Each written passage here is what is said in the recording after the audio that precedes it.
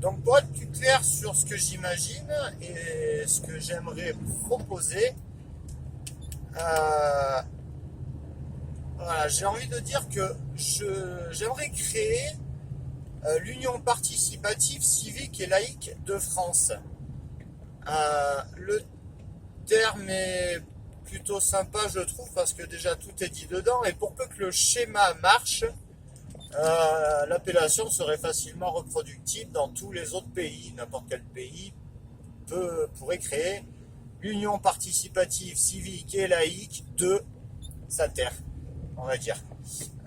Avantage de cette appellation, c'est que beaucoup de choses sont dites dedans.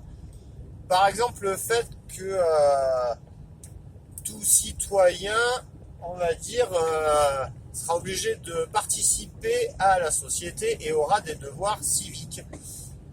Et la laïcité est très claire et je ne vais pas partir là-dessus parce que c'est pas ce qui m'intéresse dans cette appellation pour l'instant.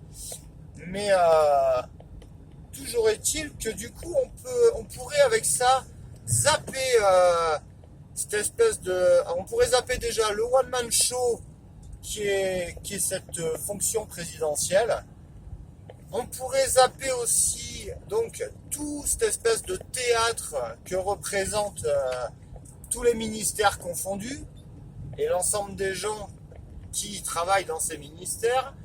Et donc on se passerait de gens qui se sont présentés à ces fonctions par choix de carrière et donc qui ont comme vocation de diriger les gens, qui à mon avis est très malsaine comme vocation. Et donc le but du jeu, ce serait d'être dirigé par des gens qui auraient été mis à ces fonctions sans avoir rien demandé. Il suffirait donc d'imposer ce fameux devoir civique à des gens qui seraient triés d'après leurs compétences dans leur domaine et leur expérience professionnelle tout au long de leur carrière. Donc des gens qui sont encore en activité professionnelle et qui seraient chargés de traiter les dossiers qui concernent le domaine dans lequel ils travaillent.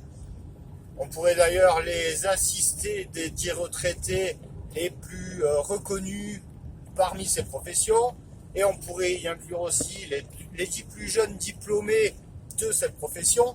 On aurait une vision globale et intergénérationnelle de n'importe quel sujet, quel qu'il soit. Et supprimant ces fonctions présidentielles, ministérielles et tout, le remplaçant par des devoirs civiques durant quelques années pour les plus compétents, on pourrait également donc récupérer au passage tout le pognon qui va avec ces fonctions amenées à disparaître. Et alors s'il y a des chiffres officiels, je pense qu'il doit y avoir des chiffres officieux encore plus intéressants. Après, on pourra aussi récupérer et d'ailleurs mettre des contrôles sur les fonctions dont je n'ai pas encore parlé, mais qui mériteraient des réformes, députés, sénateurs, etc., etc., avec les enveloppes qu'ils ont, et pas à peine de parler de complot.